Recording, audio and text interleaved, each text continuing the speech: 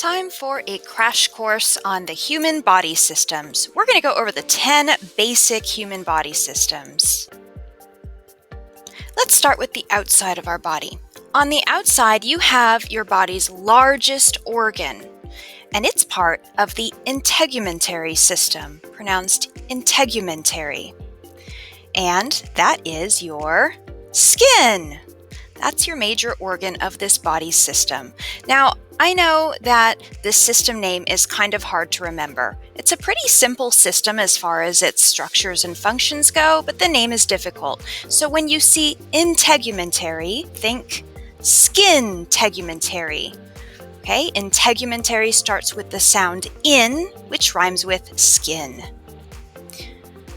Its major functions include protecting your body from environmental hazards such as sunlight, like when you get a sunburn, it would be a lot worse if you didn't have skin, germs, too much heat, cold, everything like that could kill us. So it insulates us, keeps us warm so we don't die of hypothermia, and it also helps cool us when we sweat.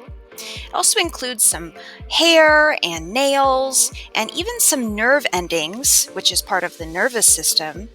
And together, those two systems help us to sense and respond to the world or environment around us.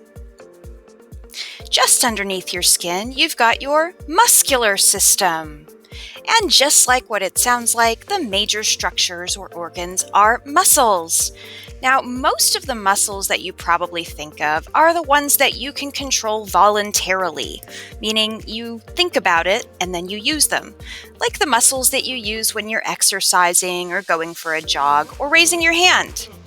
But you also have muscles all throughout the inside of your body too, lining your internal organs. And these move involuntarily, meaning without your conscious control.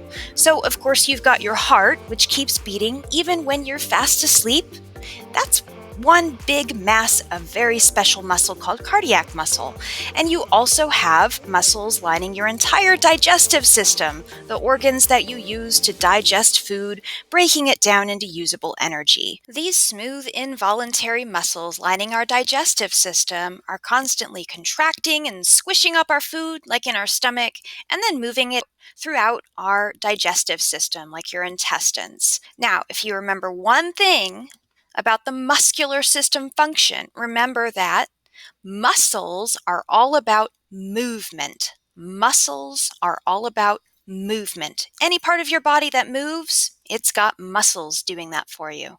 Attached to your muscular system, you have your skeletal system, your skeleton, which is made of bones. The major functions of our skeletal system, first, is it holds us up. It provides structural support, just like the beams holding up your house. Without them, we would just be a jelly mass on the floor. I always think of that scene in Harry Potter where all of the bones in his wrist suddenly get removed and his arm becomes all floppy. That's probably what life would be like. Because without our bones, our skeletal muscles, the ones that you control voluntarily, would have nothing to pull against. So we wouldn't be able to move, no matter how good and strong your muscles were. But your skeletal system also protects your internal organs, kind of like a suit of armor that you wear right underneath your skin and muscles. For example, if you were to get punched in the chest and you didn't have a rib cage, the bones that are in your chest, then your heart and your lungs would get crushed. So they protect those sensitive, squishy internal organs, keeping us alive as well. Your circulatory system includes your heart and also your blood vessels and even your blood, which is a tissue. The main function of this system is to transport and deliver the good things that we need to stay alive, especially oxygen, which we would die without within about 3 minutes on average, and also nutrients that we got from our food. Our blood also carries away wastes from those cells throughout our body so that they don't poison us. Your nervous system includes your brain, your spinal cord, and all of the nerves throughout your body. They are how we sense and respond to the world around us. Of course, it also controls your involuntary movements, your heart, your lungs, etc., all the things that we need to keep functioning even when we're sleeping.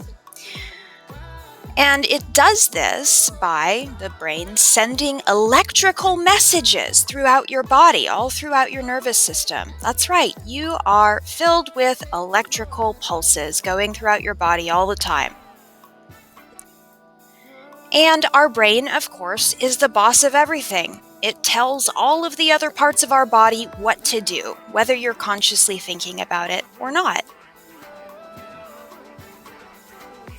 The respiratory system, pronounced respiratory, includes your lungs. Take a look at those structures so you can recognize them, which are right underneath your rib cage. And of course, those help you breathe. But what is breathing exactly? Why do we need to do that? Well, we need oxygen. We need oxygen from the air. So your respiratory system, every time you inhale, it's pulling oxygen from the air around you and sending it into your blood. Remember, that's part of your circulatory system, to be sent around the body. When your blood comes to another body cell, and every living cell in your body needs oxygen, it drops that oxygen off, picks up carbon dioxide, a waste product produced when our body cells are doing anything, and sends that CO2 into your bloodstream.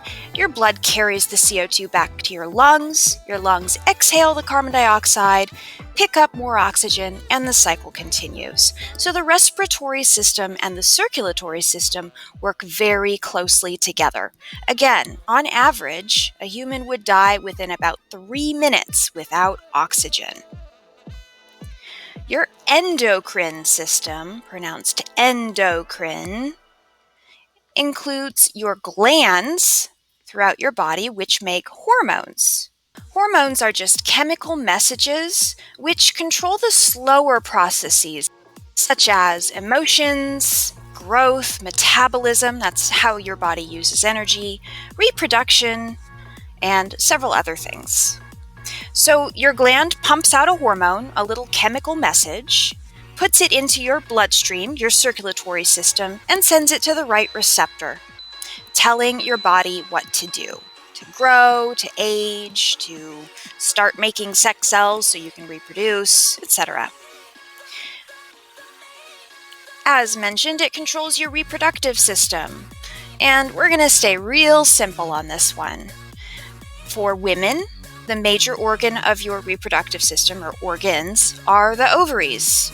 And for men, it's the testes. So ovaries in women hold and mature eggs, releasing on average 1 each month for mature women. And testes produce sperm. When sperm and eggs combine, we are able to reproduce, which ensures that our species survives. So this is the one body system where if it stops working, you as an individual can still live a relatively normal life. But if everybody's reproductive system stopped working, then there would be no more babies and humans would go extinct. Your digestive system includes your stomach and your intestines. Those are the two most important organs, especially your small intestine. These organs are responsible for breaking down the food that you eat into energy that your body cells can actually use to do all the things that we want to do. Your excretory system, also called urinary system, includes your kidneys, which are shaped much like kidney beans. That's what those beans are named after. And your urinary bladder.